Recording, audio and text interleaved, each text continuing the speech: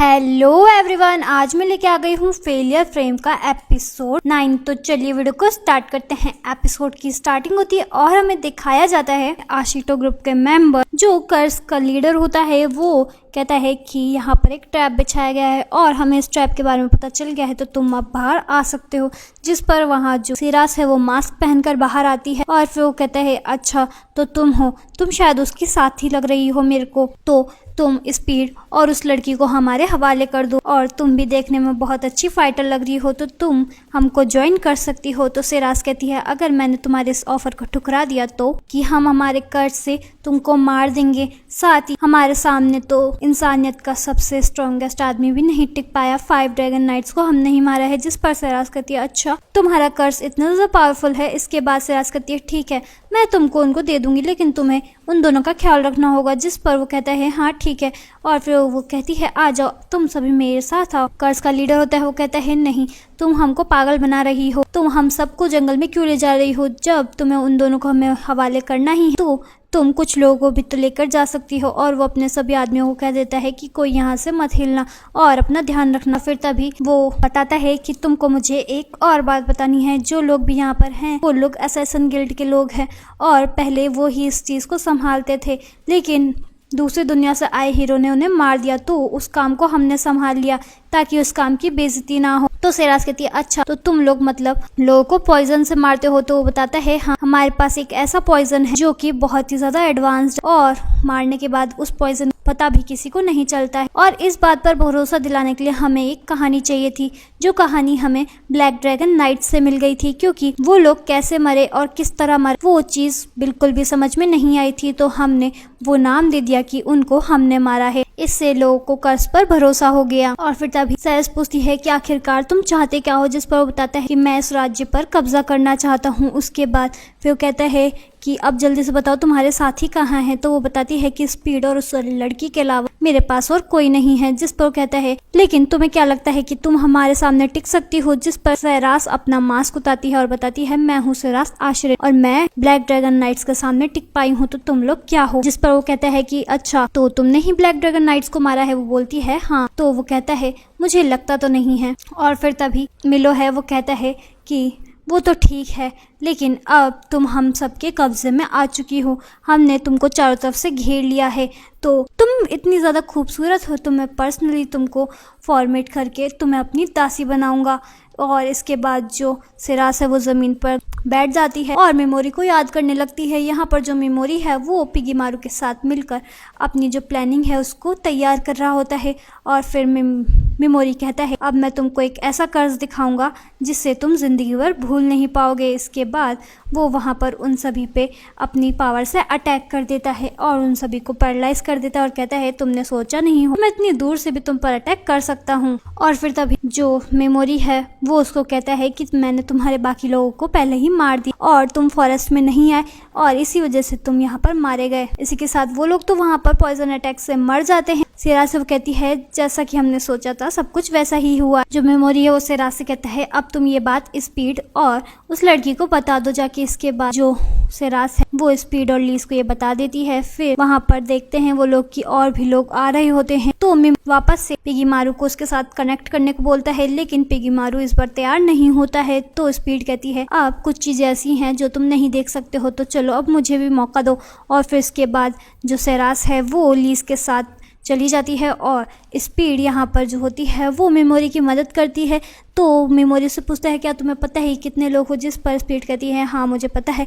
और वो वहाँ पर जाकर खड़ी हो जाती है। वो सभी लोग होते हैं डूक के आदमी और वो स्पीड को देखते ही उस पर हमला कर देते हैं और मेमोरी उन सबको पैरालाइज करके पॉइजन दे देता है। और फिर तभी वहाँ पर आ जाता है डूक का साथी। वो स्पीड से कहता है तुमसे दोबारा मिलकर अच्छा लगा और मैं अब तुम्हारा कटा हुआ सर देखना चाहता हूँ और साथ ही तुमको मारकर तुम्हारी चमड़ी से बनाए हुए जो कपड़े हैं वो उस लड़की को पहनाए जाएंगे और उसको उन्हीं कपड़ों में बेचा जाएगा।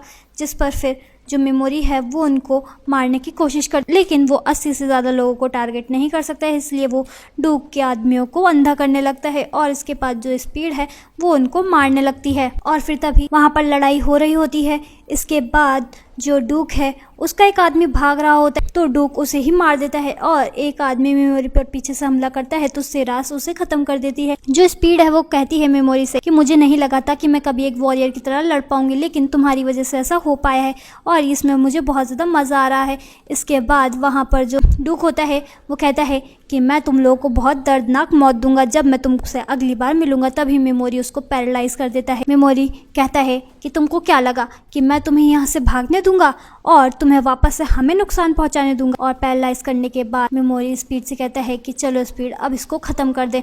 और स्पीड कहती है कि अगर तुमने मुझे धोखा दिया होता तो मैं एक बार तुमको माफ़ कर भी देती, लेकिन तुमने उस लड़की को भी धोखा दिया है और वो उसकी गर्दन काट देती है। इसके बाद जो मेमोरी है वो सेरास से कहता है अब लगता है सब कुछ खत्म हो गया है तो चलो चलते हैं। और सेरास अब तुम हमारी टीम की कमांडर हो, अगर मैं ऑर्डर नहीं दे पाऊंगा तो तुम ऑर्डर दो। फिर इसके बाद मेमोरी उन सभी कर्स के लोगों की बॉडी को फ्रीज करने लगता है और कहता है कि जब मैं फ्रीज का यूज करता हूँ तो वो बॉडी एक ऑब्जेक्ट में चेंज हो जाती है। इसके बाद वो उस बॉडी को तोड़ भी सकते हैं। मेमोरी बताता है मैं कोई भी सबूत नहीं छोड़ना चाहता हूँ ताकि ये लोग हमारे पास, क्योंकि इन लोगों ने ही ड्रैगन नाइट्स को मारा था तो इनका ब्लेम इन पर ही जाना चाहिए। और फिर तभी ऊजा किंगडम के राजा का सीन दिखाया जाता है और वो कहता है क्या वो कर्स के लोग मारे गए, लेकिन मैं तो उन्हें कठपुतलियों की तरह इस्तेमाल करना चाहता था। उसके सोल्जर्स बताते हैं कि वहाँ पर सिर्फ डूक और उसके सोल्जर्स ही मिले हैं। वो कहता है ये बात तो ठीक है, लेकिन अब मैं विक्सियस को क्या कहूँगा।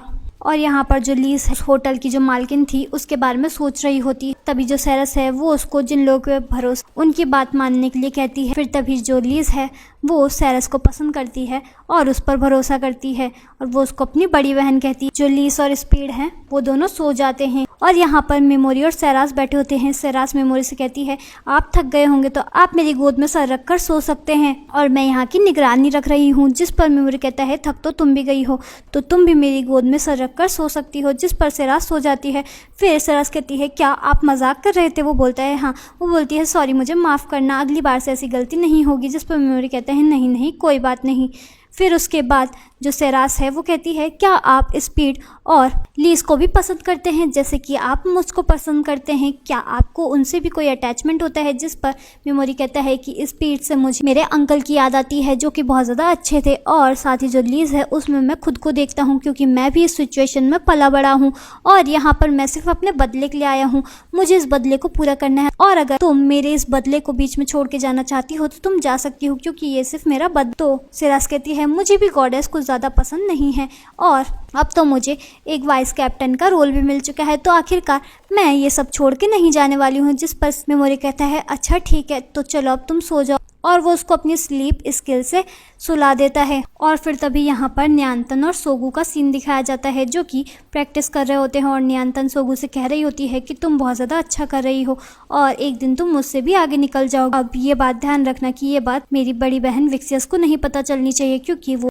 ज़्यादातर यहाँ पर चेकिंग के लिए आती है। फिर तभी यहाँ पर जो मेमोरी है उसने लीज को नए कपड़े दिए होते हैं जिस पर लीज बहुत ज़्यादा खुश होती है और मेमोरी को थैंक यू बोलती है। तभी जो सेरास है वो मेमोरी को अपने ग्रुप का कोई नाम रखने के लिए कहती है और उसको Lord of the fries brigade नाम सजेस्ट करती है, जिस पर सभी लोगों को ये नाम बहुत ज़्यादा अच्छा लगता है क्योंकि ये नाम पहले वाले फ्लाइंग ग्रुप का होता है। और फिर तभी वो लोग डीमन सिटी के पास पहुंचते हैं और वहाँ पर एक पेड़ होता है जिस पर मेमोरी बोलता है आखिरकार ये कौन सा पेड़ है। तो स्पीड बताती है ये इनकरप्ट पेड़ है और उस टाइम पहले इसको बहुत ज़्यादा माना जाता था। और फिर वो मेमोरी को कहती है चलो मेमोरी अब मेरे हाथ में मैजिक भरो और वो दिखाती है वहाँ पर एक मैप और बताती है कि ये हमारी लोकेशन है और ये फॉरबिडन विच की लोकेशन है, अब हम इससे ही वहाँ तक पहुँचेंगे। और फिर यहाँ पर मेमोरी का सीन दिखाया जाता है और वो सोच रहा होता है कि जब भी वो विक्सियस के बारे में सोचता है तो उसे बहुत ज़्यादा गुस्सा आता है और वो इस फीलिंग को कंट्रोल नहीं कर पाता। और फिर वो सोचता है कि जो ये डीमन सिटी है